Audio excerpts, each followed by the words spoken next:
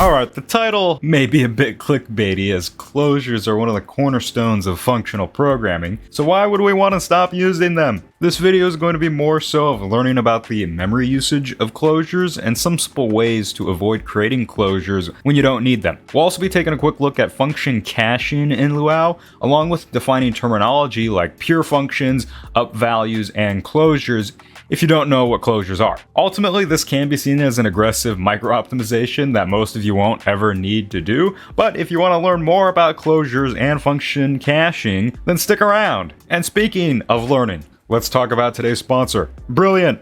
If you love learning new things and skills, then Brilliant is an excellent platform for you. They have thousands of lessons in a plethora of subjects like math, science, programming, data analysis, and artificial intelligence. Brilliant does an excellent job at making learning actually fun because each lesson is interactive. So it's more of like playing a game rather than sitting through an hour-long boring lecture video. They're especially great if you're lacking in the math department, as they feature many lessons in a variety of math subjects like linear algebra and calculus, which are some of the most foundational subjects for video game development.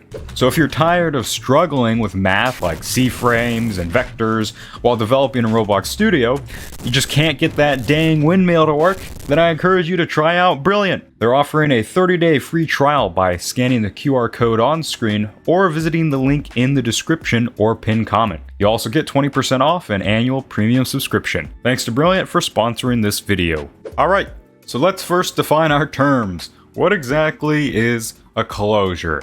In the simplest sense, a closure is a persistent data structure that holds onto variable references even after code has finished executing within a scope. It can be thought of as something that represents a function and the environment needed for the function to execute properly. That may sound a bit confusing, so let's look at an example. We'll create a very simple closure by having a function that creates a counting function. So we could have a function here, we could call it getCounter, and the purpose of this function is to return another function, and this function is our counter. So each time we call this function, we should get returned a new counted digit. Basically, this starts at 1 and then it increments by 1 each time this function is called. Now, any functions that take in functions as arguments or return functions as arguments are known as higher order functions. So this getCounter function is a higher order function. Now we need to keep track of the counting state by storing a local variable that tells us what our current count is. So inside of the getCounter function, we're going to create a new variable, we'll call it count, and we'll initialize that with 0.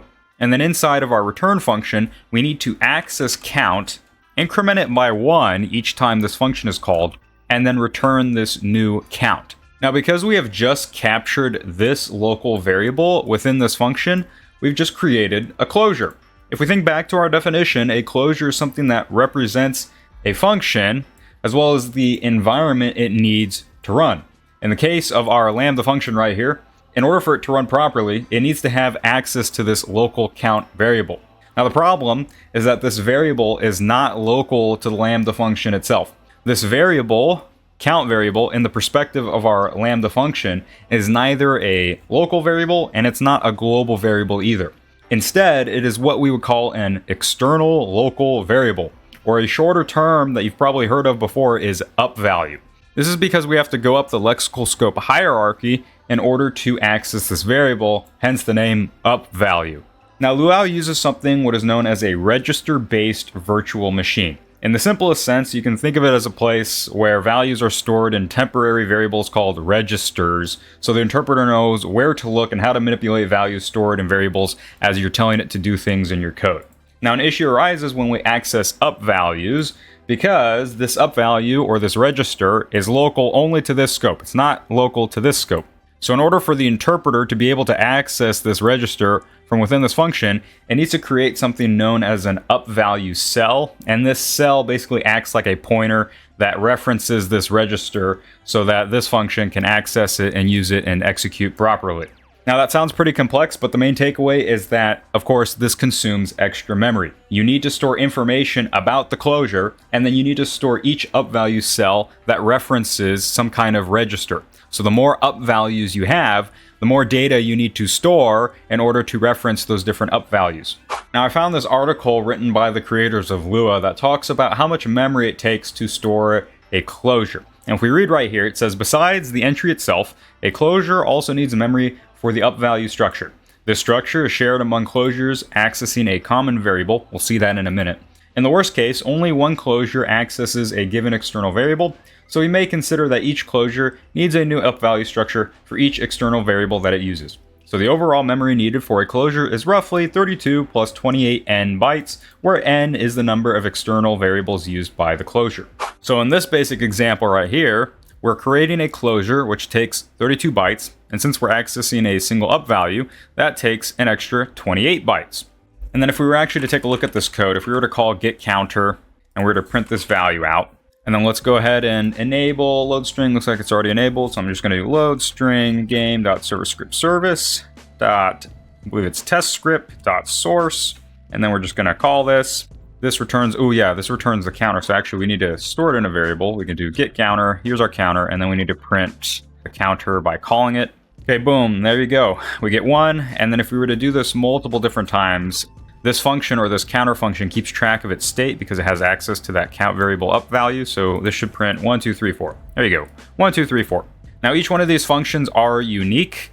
So if I were to store a bunch of different counters, so if I were to do like counter 1, counter 2, we do get counter, and then we were to print out counter 1, and then we were to print out counter 2. Oops, I don't want to call it. I just want to print the function itself. And then we were to execute this code, you're going to see that each of these functions has their own unique memory address because they are their own closure, right? Lua cannot cache or reuse this Lambda function being returned by getCounter. All right, let's go ahead and talk about function caching, which is a feature in Lua. They also call it closure caching to reduce memory usage when creating closures or new functions.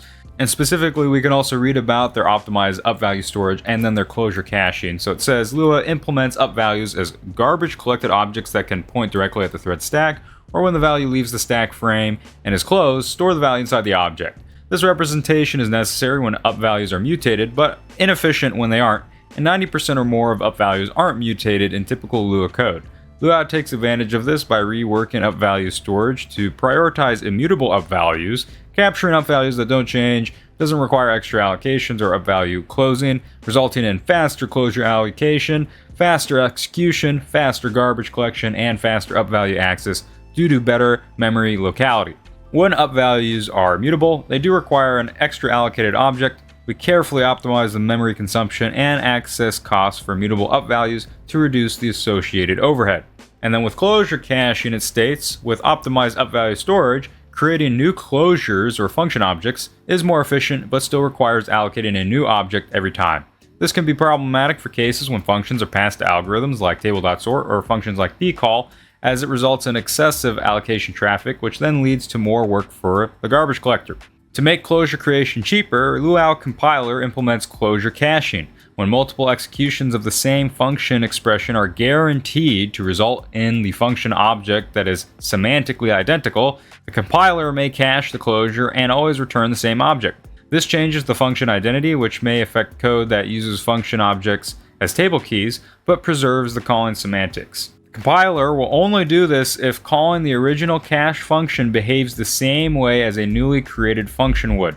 The heuristics used for this optimizations are subject to change. Currently, the compiler will cache closures that have no up values, or all up values are immutable and are declared at the module scope, as the module scope is almost always evaluated only once. Now, to prove what we just read is true, let's take a look at some example code here. I have a for loop that iterates 10 times and prints an empty lambda function.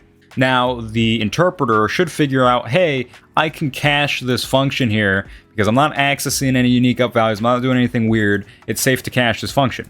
So if we were to run the code, what we're going to see is that yes, the function did get cached. We got the function printed 10 times with the exact same memory address. That's function caching happening in real time here. Now, if this function were to do something like access an up value, for example, here's this local I variable that's created at each iteration of the for loop. If for some reason, let's say this function did something like return I, we're now accessing this up value, which creates a closure. And because each of these index variables are unique at each iteration of the loop, we're going to have 10 different closures. So if we were to run the code, boom, we just got 10 different closures, 10 different memory addresses. And because of that, technically, we've increased our memory usage by 10x. That sounds like a bad thing, but realistically, it's not something you're going to have to worry about.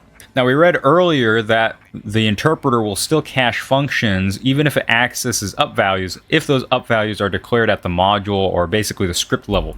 So if we were to have a variable up here like a is equal to 1, and this function right here were to return a, even though technically this function is accessing an up value, because all it's doing is accessing a, which is the exact same up value through each iteration of the loop, it should also cache this function.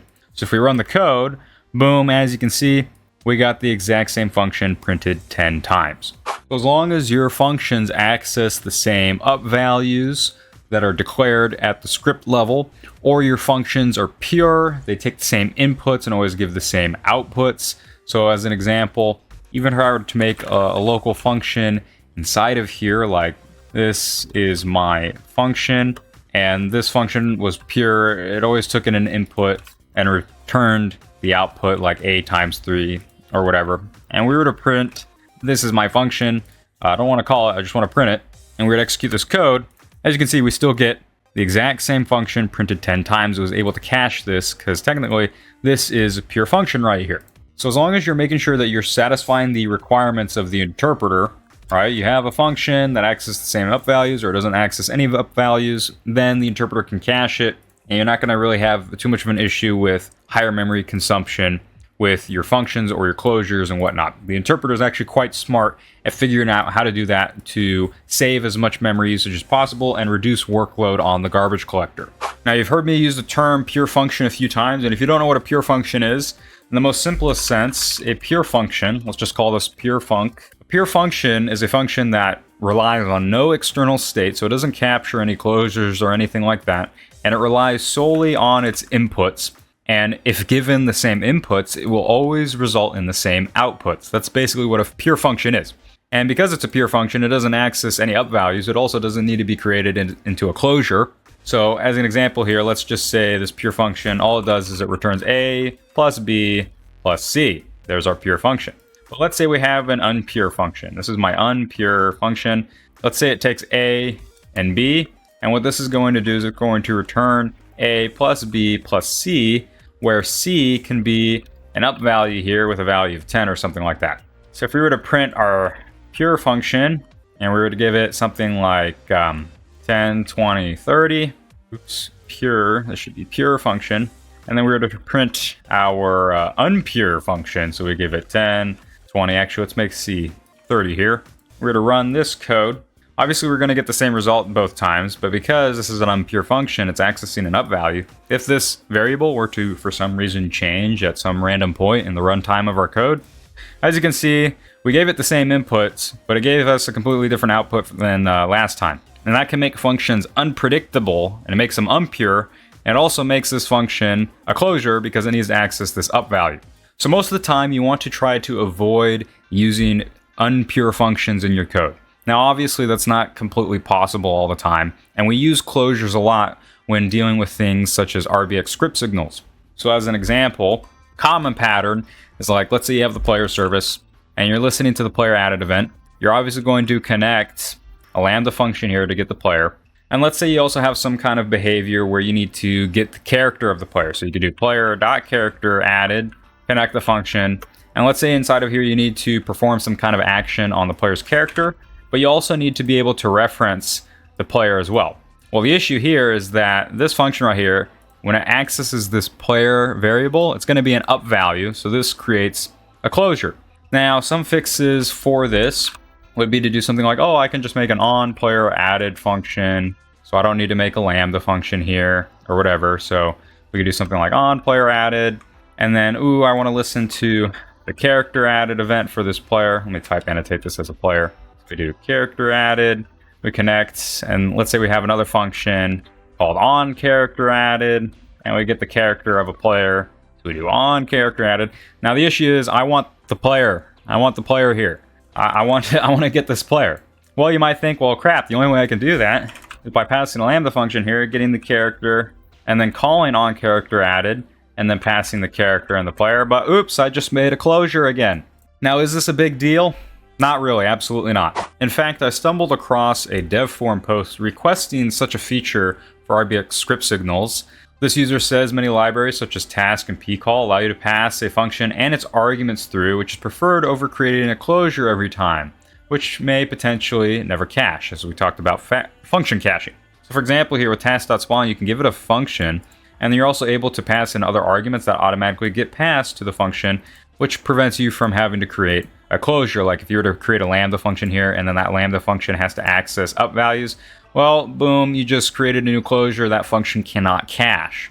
We do not have this functionality with RBX script signal connections, meaning we are forced to create uncached closures potentially every frame. So they give an example here where you have to access delta time, self on pre-simulation, give the delta time, because this lambda function here is unfortunately accessing this value up here, which is an up value, you're creating a brand new closure.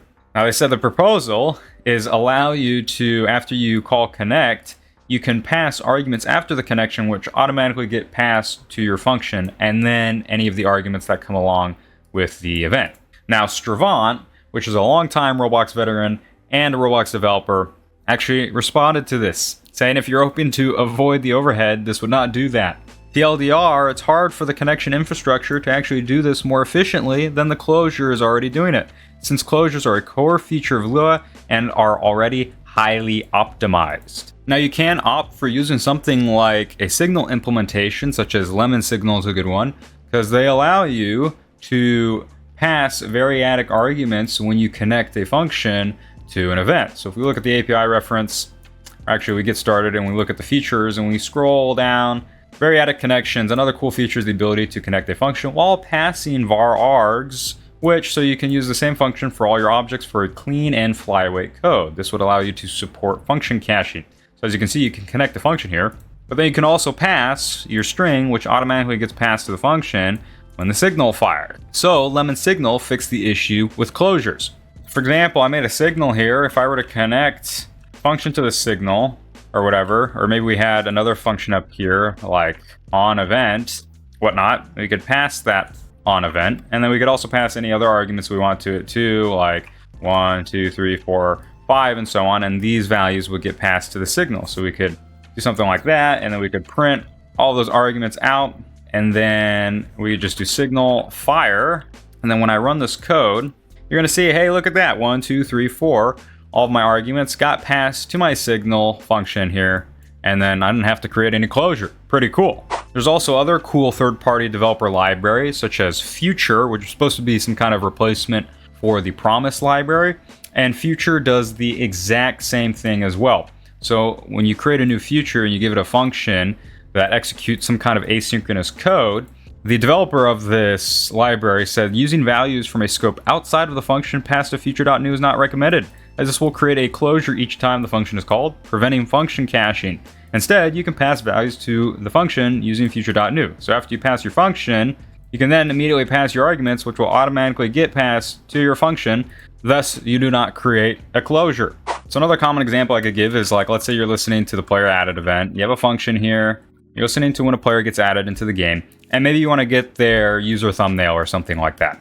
Of course, you could use future to represent getting that thumbnail. So you could do future.new, give it a function, and then we want to go ahead and get the thumbnail for the player. So you could do players get user thumbnail async. This is an asynchronous function. We got to give the user ID of the player. So we do player.user ID, and then what thumbnail type we want. So maybe we want a enum thumbnail type of headshot, and then enum dot thumbnail size of, let's say, 180 by 180. And then after this future resolves, we get that image ID, and you could do whatever you want with this image ID once this function is completed executing. Now, obviously, the immediate issue you can see with this is that, oops, we've just created a closure because this function is accessing this player variable or this parameter that is not local to the function. So how do you fix that issue? Well, you just create the player argument here, and then you just simply pass the player down here, and then boom, no more closure. Congratulations, you just saved yourself 32 plus 28 bytes of memory, or 60 bytes of memory. I think another neat thing to note with closures is that you can also only access a maximum of 200 up values for that closure. That's the maximum limit. Otherwise, if you go above that, then the script will just error and fail. Now, I don't think you'll ever hit 200 up values unless you're programming or tweening a flower. So this likely isn't an issue you'll ever face. But just for funsies, I made a script here that basically has 201 local variables, or you could also consider them up values. So yes, you can only have 200 up values, or you can only have 200 local variables within a single scope. Once you go beyond that register limit, once you hit above 200 registers, then you're going to get an out of register error or something like that. I'm just going to enable it. So if we run the game, there we go, there's our error. Out of registers, line 203, out of local registers when trying to allocate up value 201, or this variable, exceeded limit of 200. Uh-oh, we're out of local registers. That's a problem. I think one more fun thing for us to do is to observe the memory impact while we're playing the game. And in order to do that, let me go ahead and disable this script so we're not using it. And then inside of here, what we're going to do is we're going to create, let's say we create 10,000 closures. So we're going to have a for loop that loops 10,000 times. And all we basically want to do is, well, we want to keep these closures alive. So let's make a connection to like the player service. So we could do players, player added. We'll just connect to this and then we'll just print I. So there we go. We're creating a Lambda function right here, printing I. This is a closure accessing a single up value. And because we're doing this 10,000 times, we're going to have 10,000 closures. So basically take 10,000, multiply that by 32, and then also do the same thing for the amount of up values we're accessing, which is 1. So we need to do 10,000 times 28, and that'll give us the total amount of memory that we're using. Now to make the memory usage a little more severe, let's go ahead and actually make a total of like 5 up values we're going to access. So we could just say I1 is equal to I. We'll just do a very basic dumb example here. All right, here's our 5 up values, and we're just going to print each one of these. So I1, I2, I3, I4, I5. Boom. We have a closure right here accessing a total of 5 up values. So let's do some quick math real quick to see what we should expect the total to be. So if we have 10,000 closures, that's going to be 32 bytes each per closure. So we're going to get that total. And then we need to also add how many bytes we're going to use for the up values. So we're going to have 5 up values accessed per closure. So 10,000 times 5 is 50,000. So we'll have 50,000 up value references, or basically 50,000 unique up value cells. And we need to multiply that by 28, which is how much memory is used for each up value cell. So if we print the total, we should be expecting to use 1,720,000 bytes. Or I think that's 1.72 megabytes, if I'm not wrong. So to prove that, let's go ahead and throw a yield in here. We're going to yield for like 15 seconds, so that'll give me time to take a memory snapshot of the game. And then we're just going to test the game. We're going to hit play. We'll open the F9 console, and then we're going to immediately go to luau heap. We're going to go to server, and we're going to create a snapshot. There is our snapshot of the registry. That's where all the variables are stored, because I told you Luau is register based. So this is the registry storing all of the stuff in the game engine at the moment. And then I think 15 seconds probably already passed. So we're safe to take another snapshot. And then let's go ahead and compare it with the previous snapshot. So if we hit compare, wow, look at that. We got plus 1,644,000 bytes from the previous snapshot. That's pretty close to our 1,720,000. I don't know what the extra bytes missing are for. Maybe Luau has some extra optimizations that Lua doesn't. But as you can see, we got pretty close to that number. So we just added that much memory usage for storing all of those up values and closures within the registry on the server side. Is this a big issue? I mean, not really. It's only 1.72 megabytes, so it's like I wouldn't even worry about it that much. But you can see the real impact of using a lot of closures in your code. It will bump up the memory usage. So what's the conclusion of this matter? Well, if you can make your functions pure without impeding your workflow by obsessing too much over optimization, then great. If you're too obsessed about optimization, where you're spending 5 hours to try and squeeze as much performance out of something as possible, you're likely wasting your time. There's a motto that I've heard in the programming world that kind of goes like this. It's make it run, make it right, make it fast. Basically, get something that works, make something that works, and it produces the result you want. And then once you do that, then you can check to see if there's any way you could potentially make it easier to read or whatever by refactoring it a bit. And then afterwards, you can benchmark and adjust your code accordingly and make any optimizations that you might need. Otherwise, this can just be seen as a simple micro optimization that you don't need to worry about. So, my friends, just make stuff, make lots of stuff. Don't worry too much about performance.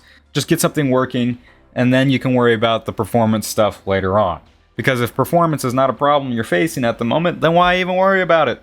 You don't even have a completed game or system yet. Just code stuff. Make that first. Thanks for making it to the end of the video. I hope you learned something new.